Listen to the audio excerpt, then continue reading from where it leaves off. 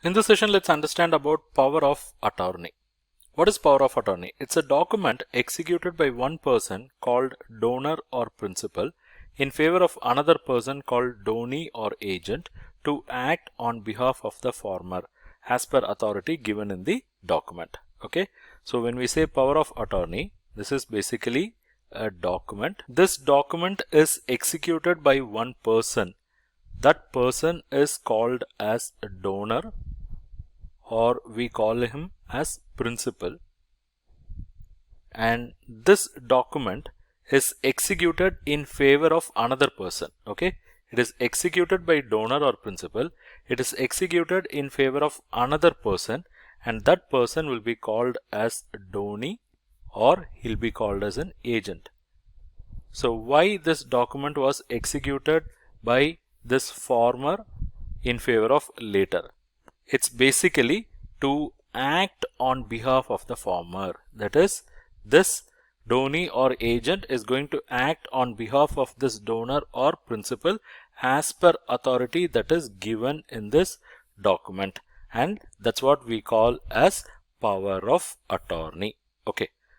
What are the salient features of power of attorney? Let's see. Two types of power of attorney are generally given. That is general or universal power of attorney, then special or limited power of attorney. So what are the types of power of attorney? We have general or universal and special or limited. What is this general power of attorney? General power of attorney is issued for acting in more than one transaction and confers very extensive powers to the donee. So if donee is having a general or universal power of attorney, this donee will be able to act in more than one transaction, and this donee will have extensive power. Whereas the special or limited power of attorney is issued for specific purpose. Often it will be for single transaction. So this special is for specific purpose, and often it will be for a single transaction. That's point A. Moving on to point B.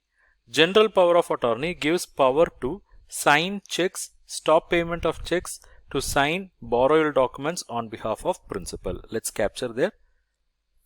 This general power of attorney is going to give power to the donee to sign checks, to stop payment of checks, to sign borrowal documents, all this on behalf of principal. That's about point B. Moving on to point C. It is a stamped document and it is executed in the presence of notary public or magistrate of a court or government official authorized to do so. Okay, so this is basically a stamped document. This document can be executed only in the presence of notary public or magistrate of court or government official who is authorized for this purpose or who is authorized to do so. Next, power of attorney holder should sign as per pro signed, and it should be mentioned as constituted attorney. So how it should be signed?